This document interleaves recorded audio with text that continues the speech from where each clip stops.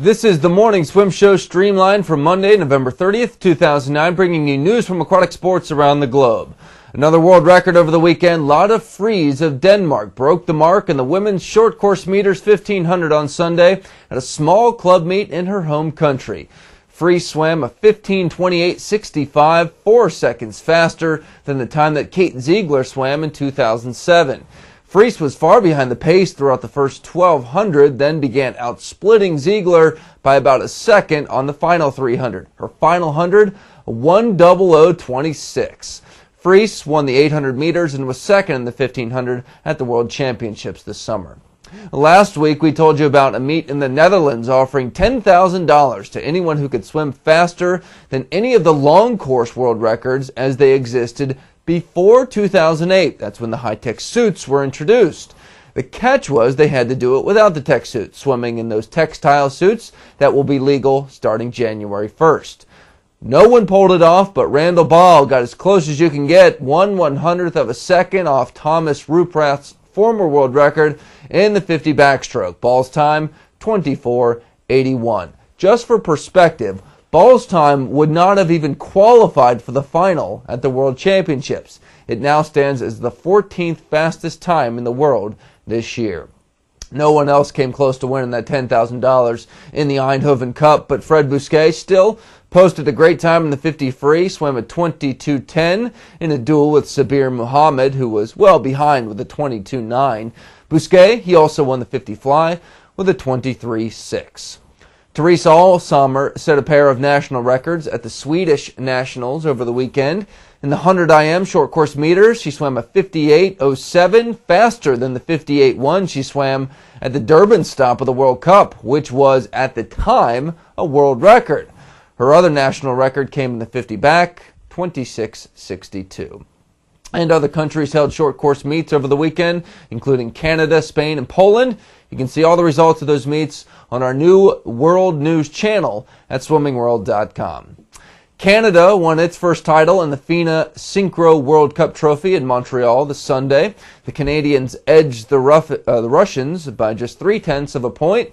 Russia had won the event in 2006 and 2007. Last year's winner, Spain, was third overall. Swimming World's Synchro Swimmer of the Year, Natalia Ishchenko, dominated the solo event, but she could only finish second in the duet competition. Swimming World magazine has been naming our aquatic athletes of the year for the past week on swimmingworld.com. Besides Ishchenko as Synchro Swimmer of the Year, we have named the Chinese duo of Guoji Jing and Qin Kai as Divers of the Year, American Betsy Armstrong and Serbia's Andrea Pranovic as Water Polo Players of the Year, and Thomas Lures and Carrie-Ann Payne as Open Water Swimmers of the Year. Our African Swimmers of the Year, Kirsty Coventry for the women, and Cameron Vanderberg and Usma Luli in a tie for the men. Now, Zhang Lin and Jessica Schipper, they won the Pacific Rim Swimmers of the Year, and Paul Biederman and Federica Pellegrini won European Swimmers of the Year. Michael Phelps was named Male American Swimmer of the Year, and we had another tie for Female American Swimmer of the Year, Rebecca Soni and Ariana Kukers.